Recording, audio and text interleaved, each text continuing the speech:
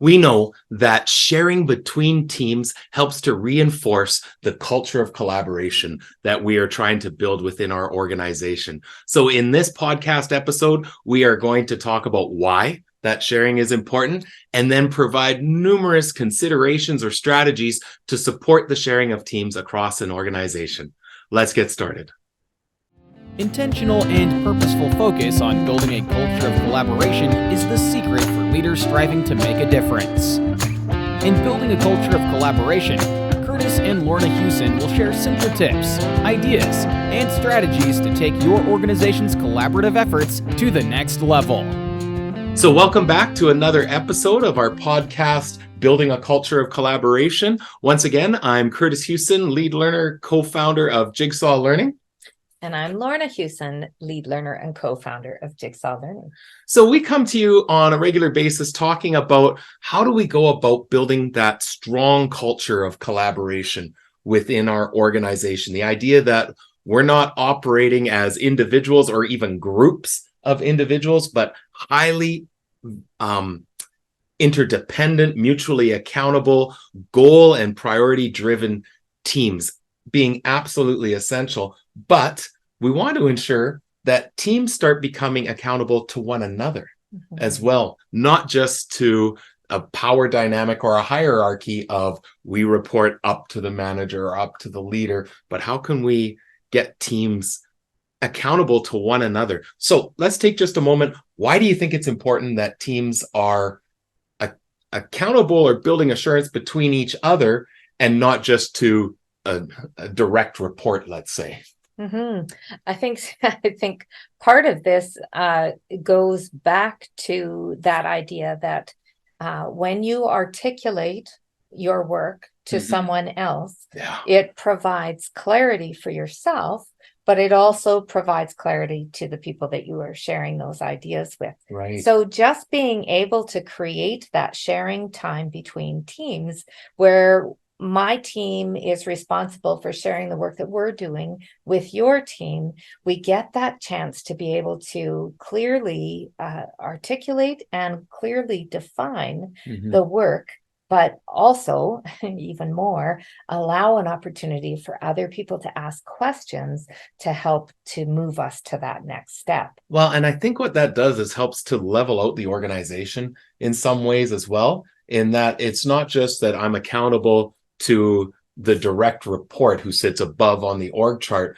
but that we're mutually accountable to one another, to different teams. I think also when we have opportunities for teams to be regularly sharing what is that they're doing, how they're making progress towards their goals, we just continually reinforce that understanding that the work we do in teams is essential for us moving forward. And we can see multiple layered pieces of work that are being accomplished through our collaboration that are helping us move towards organizational priorities, moving the needle on things that we've said are important for an organization. Again, I don't think that we want that to happen in a vacuum. We want to be able to have teams seeing how each other are impacting our overall move to success in the organization. Well, and really the interconnectedness of the teams too, being able to share with each other helps you to naturally recognize that there are connections between the work that I'm doing on this team and the work that you're doing on your team. Right. And really helps to grow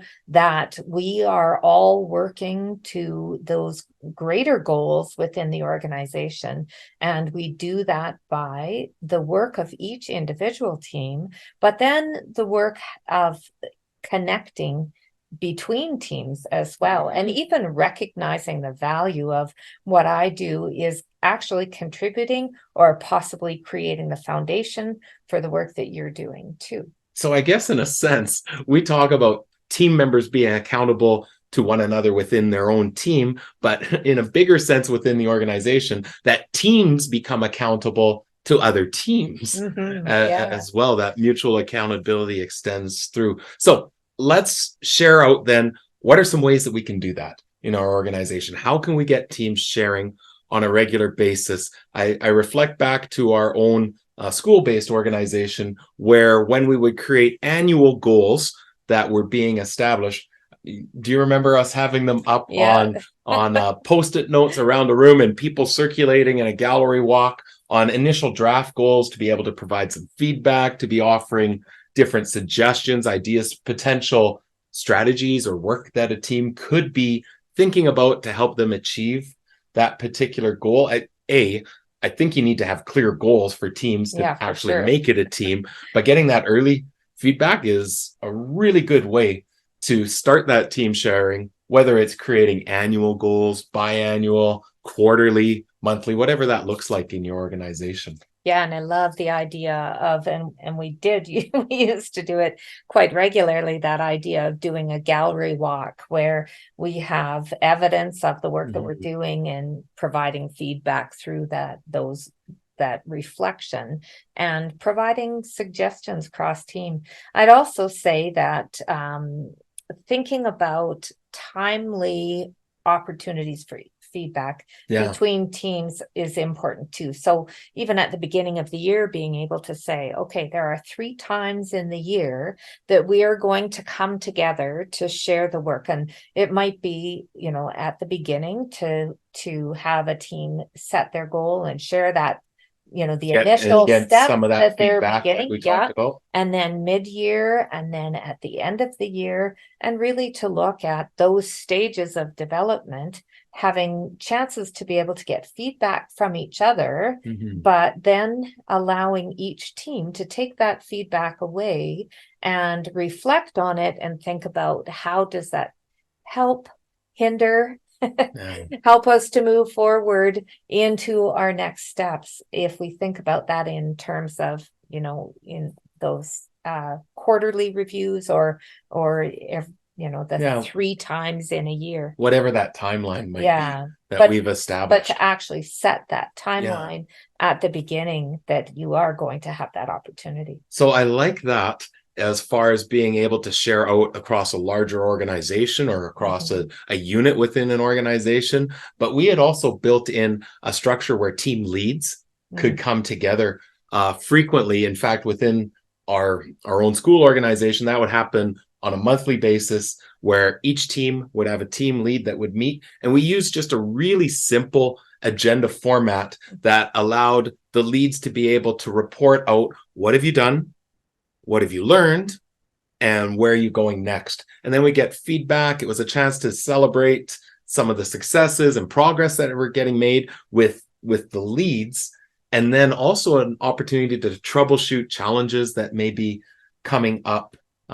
And again, that's that collective of how do we support. I also know that when we did that, there were leads that would get ideas from one another to then take back to their own teams as well. Yeah, and if each leader of each team has that opportunity to be able to share their progress. But I do think that the value of being able to problem solve with a small group in terms of, how is our team moving forward, and the functionality of the team, and discussing, how do I move this to that next point, thinking about that leadership role in each team. Well, that comes back to that idea that we've shared before of celebrate in large groups, problem solve in small groups, essentially, is what we're saying with that.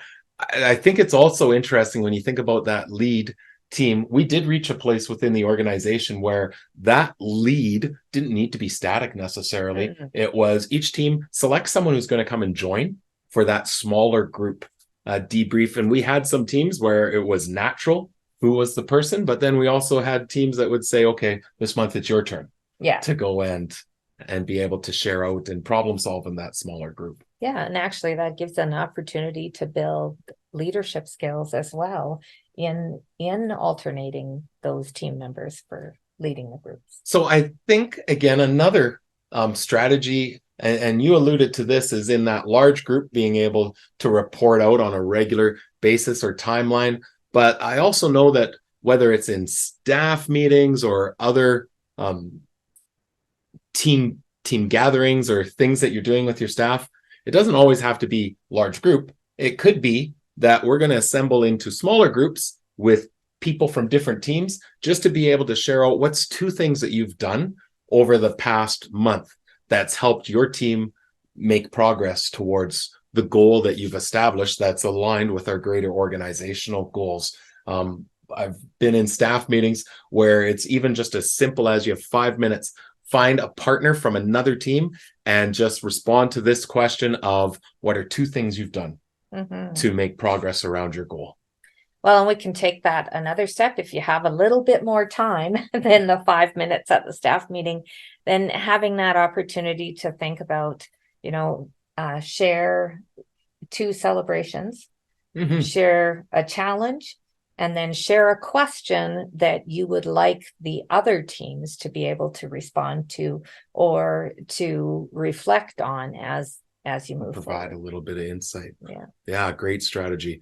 I also think of the availability of digital tools that we have now as well makes it so easy to be able to take that quick video, and again, it can be something as simple as each team needs to have one person that is going to share out on a 60-second video, what have you done, what have you learned, and what are some next steps that you're taking for your team. Or the idea, like you said, of 2 celebrations, a challenge and a question, whatever that looks like. We don't have to wait until we're physically together or even digitally in the Zoom meet or something like that. Being able to have that quick share out, or maybe it's in a shared digital dashboard where we're putting some of those sharing between teams out into a digital space. Yeah, and absolutely. There's so many opportunities with the digital tools and dashboards and operate, like, so easy to flip on a camera and do a quick video. But to take that one step further is in that type of sharing, put a little bit of structure to that so that you can ensure that teams are looking at each other's work and thinking about, what is it that they've been working on, and how can I help and support them, but also the other side of that is how can they help me with my team and supporting my work forward. Well, and that makes me think of too that, if my team posts up the video, the expectation is that everyone is going to go and offer an idea, for instance, in the comments that are related to that video that's going up. Or so just putting a little bit of structure, or a question or a suggestion of with that expectation of response, so that there is some sharing, and you go to the work of setting up a dashboard and and don't have any responses on it, so you want to be able to set those expectations. Well, and it makes me think too, and we've definitely learned as we've become more comfortable in digital spaces, of the huge value that asynchronous connection can have for us, that we don't all have to be in the same shared space at 4 p.m. for instance. We could be accessing at a time that works for us, but within that time span that we agree. I also think when it comes to team sharing, it really does come down to leaders being able to see and look for successes and celebrations and putting those out publicly. I think, again, that reinforces the value of the team, the culture of collaboration that we are trying to reinforce over and over and over again, when leaders can be consistently commenting and sharing out. I just wanted to note the success of this particular team. Here's something that's been accomplished, and it's really helping us move towards this core result that we're trying to achieve. Being able to have the leader be the conduit to share out that those successes, I think, becomes so critically important. Yeah, and I think that an additional step to that is, yes, of course, the leadership, senior leadership, really taking note of what teams are doing, and being able to celebrate that. But that leads to ownership of the work that is happening. Yes, that's right. And so people on each of the teams become more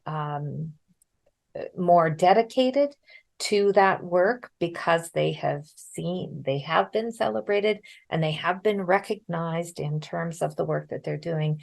And the more that happens, the more they really own the work. And again, it becomes critical when we think about the collaborative culture, is people really owning the work that they're doing when they work in teams. And again, that doesn't happen by accident or by putting up motivating quotes or posters on the wall. It's through some really intentional strategies like we've shared here today to just continue to build that overarching foundation of we can accomplish more when we work together effectively. That's really at the essence of building that culture of collaboration.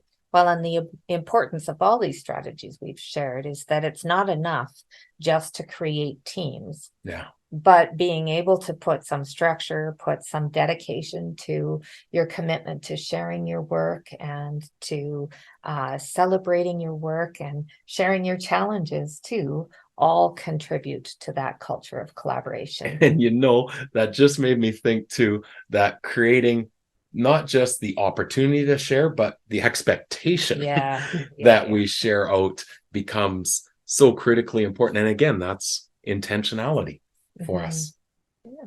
So we hope you've been able to take away some thoughts and ideas around how you can have team sharing within the organization, and would love to hear any responses back. Throw it into the comments of different ways that you've facilitated or supported the sharing of teams within your particular organization. With that, thank you so much, and we look forward to having you join once again.